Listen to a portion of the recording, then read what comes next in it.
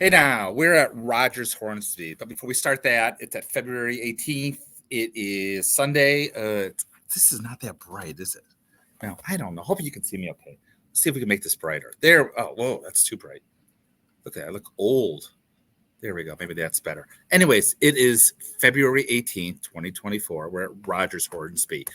Rogers Hornsby is arguably the greatest right-handed hitter ever.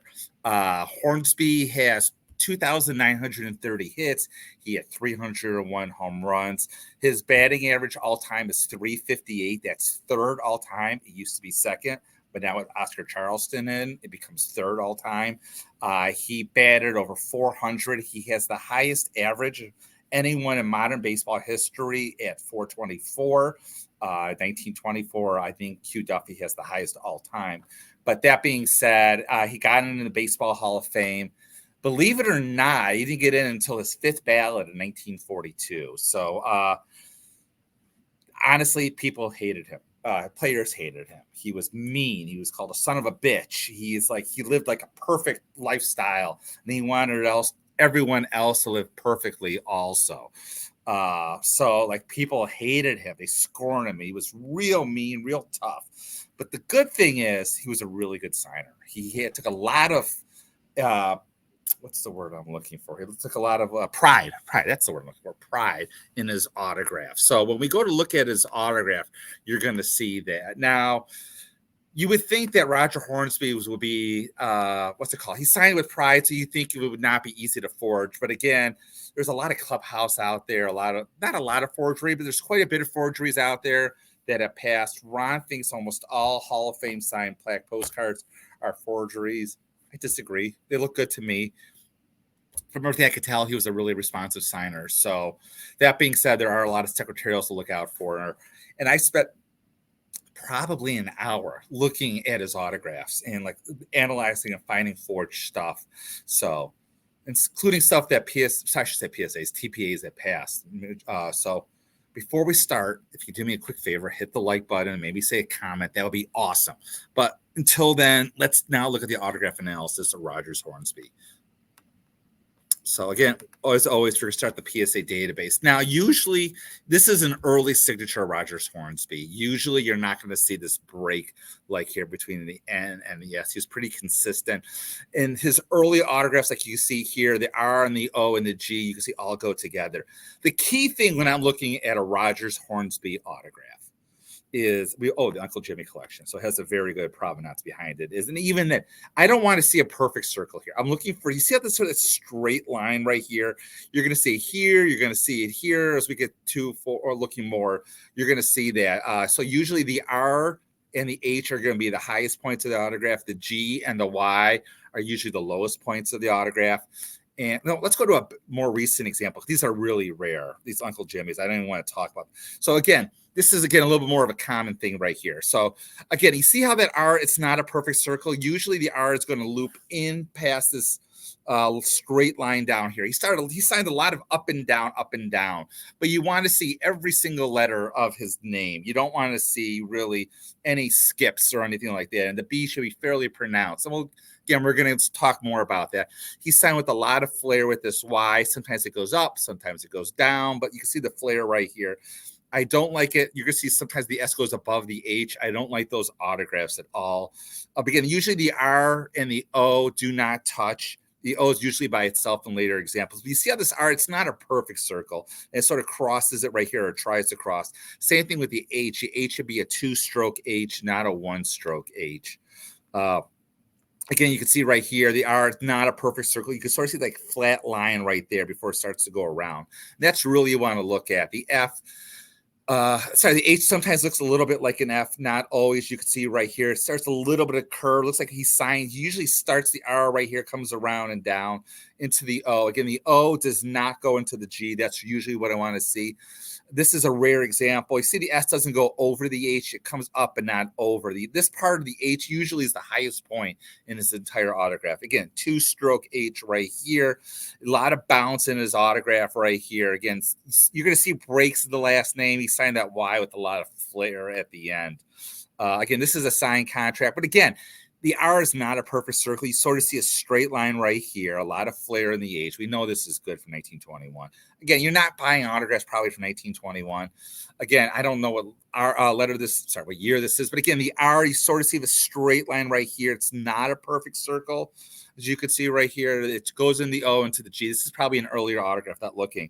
The S goes up, but not over the H. Again, this is a beautiful autograph right here. But again, you can see every letter. The B, see how it sort of curls into the Y? That's sort of an earlier autograph of his, not towards the later. Again, right here, it's like, again, once you look at his autograph enough, you can sort of tell what to look for. Again, you can see a lot of flair with the G. Sometimes the O is open, sometimes it's not. Again, it's really tough to tell. Even though he had a lot of flair, there's a lot of things to look for. You see the break between the N and the S, and this is more common. Not always, but usually more common. You want to look for, again, if I'm buying an autograph of his, I want to see the break between the N and the S. Actually, I want to see a break between the R and the O a lot. But again, this is a signed letter, and we'll look at secretarial autographs in a second and how different they are. And we'll look at his secretary. He had a secretary/girlfriend's autograph, signing autographs for him also. Again, right here, now the R is breaking away from the O. Again, this is what you wanted to see. We're only at number 6 here. Again, the S does not go above the H. You'll see, which is good. The break between the N and the S, which you wanted to see. A lot of bounce right here. The B sort of curls into the Y as well. Again, it's hard to tell, but to me, this is not a perfect circle. It kind of gets straight right here before it loops around. I've seen this autograph before. I'm not a real big fan of it. The reasons why I'm not a fan is number one, this H usually signed straight down. He didn't usually loop straight down right here. Like this is a reprinted autograph right here. And again, the R doesn't look like it's trying to cross right here, which I don't like at all. The Y going straight out like this, I'm not a real big fan of either. Like I said, usually if he did do the Y out that, he sort of went sort of like a loop, not straight down and out like that. If that makes any sense at all. It's sort of curved out. I've seen a lot of these cards, these Callahan cards signed. I've seen a lot of what I think are forgeries of these Callahans. I love this letter.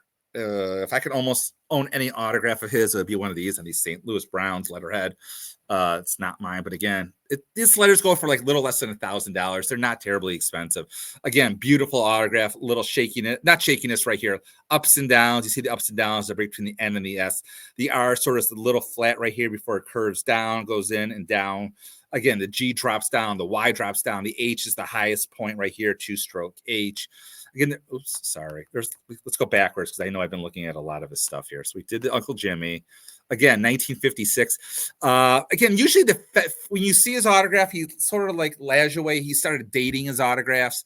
I think this is good, but this 5 is a little unusual. Usually it's a 2-stroke 5. Maybe we'll see some others, but like in the 50s and 60s, he started dating his autographs. Again, you see the B curves into the Y. The Y, there's a little hook right here. And again, I'm not a huge fan of this autograph. There's a little shakiness right here. Do I think it's no good? Maybe. I don't like how the S goes over the H. I've never been a fan of that with Roger Hornsby. And I don't like the 5 in this right here. So I'm not sure I would pass this autograph. Again, this is a little bit earlier autograph, and the S does not go over the H. The H is the thing. We got a break between the N and the S, which is good. Again, I know these are all on PSA's database. This one's tough to see.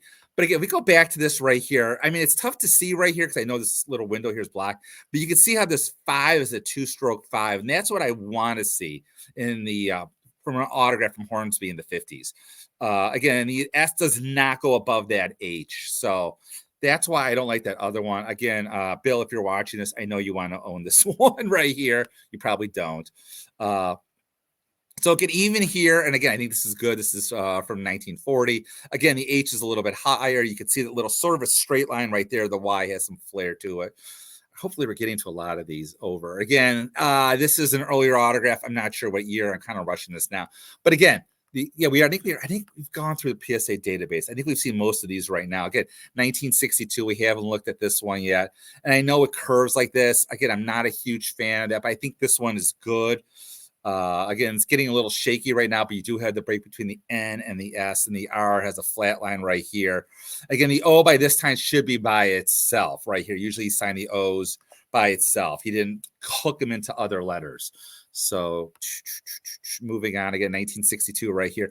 See, no, it's very weird. Like this both signed 1962, but again, Let's look at this Y. Let's look at this Y right here. See, the Y is, again, a little bit better. This is the 1960 some version of it. Again, O's are all separated.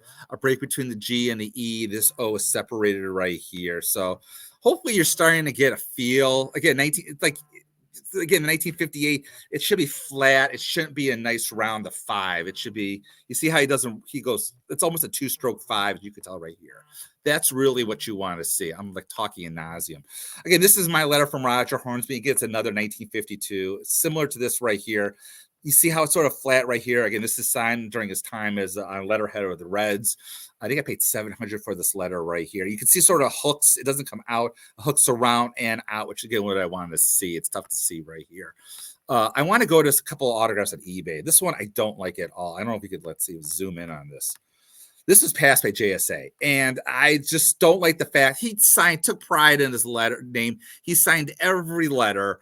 This has a JSA attached to it, as you can see right here, from this year. I don't like this at all. I mean, there's any Roger Hornsby that doesn't go down and around, you know what I'm saying? It doesn't go around like this. It goes straight up and around and down. He started his autograph, like, I wish I had a thing, at the top and went down. He didn't start at the bottom, his autograph. It always started at the top. It's just like, I don't know how this passed. There's no flair. It's just, I don't know what this is, but it's not a Roger Hornsby autograph. So not a fan of that one at all. This one, I've always been suspect about. I've seen this in numerous places. I don't know if I could zoom in on this or not. Not really. This is like 2 round to me. You see how it goes way out. It's a big puffy R. I mean, I'm not saying it's bad, but I'm saying if I were to buy a Roger Hornsby autograph, this wouldn't be it. I just was never a fan of this style of autograph at all. It's too much to the left to me. But and again, the S goes way above the H. You just don't see that very often. Just to keep going, this is a Clubhouse Secretary Roger Hornsby autograph. And again, the R, it says Clubhouse. It's this, but like what you're looking for and what's odd about this one, it's not horrible to be honest. But like for example, the N goes into the S, which is not good. The B like doesn't go into the breaks are wrong, right? We can zoom in a little. And again, the H, like usually the H goes as a 2-stroke H, which you want to. Usually the H, it like has more flair into this H right here. So I'm glad whoever did this caught this. It's definitely no good. The brakes aren't good. Usually the G always goes into the E. Sorry, so I'm saying it doesn't go straight down. Anytime you see a Roger Hornsby's autograph where the G and the Y come straight down like this, it's probably no good. So again, now he had at home a secretary autograph. This is on eBay right now. It says it's good. It doesn't have any PSA. I'm pretty sure his girlfriend / secretary signed this autograph. It kind of looks a little feminine. See how that R sort of goes around like this. And again, this was not signed maliciously at all. Again, the H is a little bit higher, but the S usually goes up a little bit. That doesn't end straight right here with nearly any of his autographs. He had a little flair. Again, the Hornsby, it's like if you know the Hornsby autograph, it doesn't sign it like this, the Y at all. So, and again, if you go down, it just has, again, Tom Mueller has, I don't want to get into Tom Mueller, but again, you would think if this were only LOA is from Tom Mueller Authentics. I'm pretty sure, like I said, this is very sort of a feminine autograph. And again, I think a lot, like you don't see a straight line. It almost is like a perfect circle right here with the R.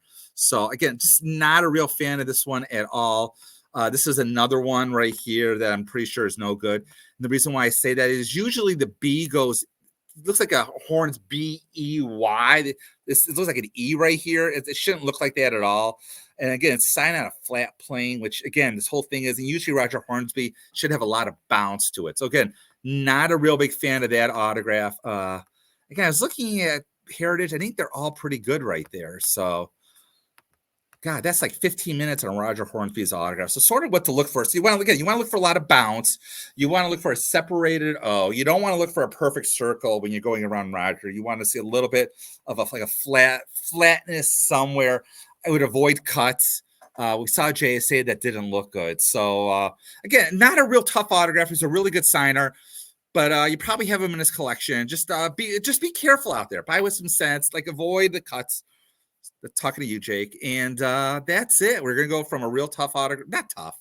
I should say Roger Hornsby's tough. He's the average. So, and we're going to go from him to Wade Hoyt. But until then, as always, keep collecting.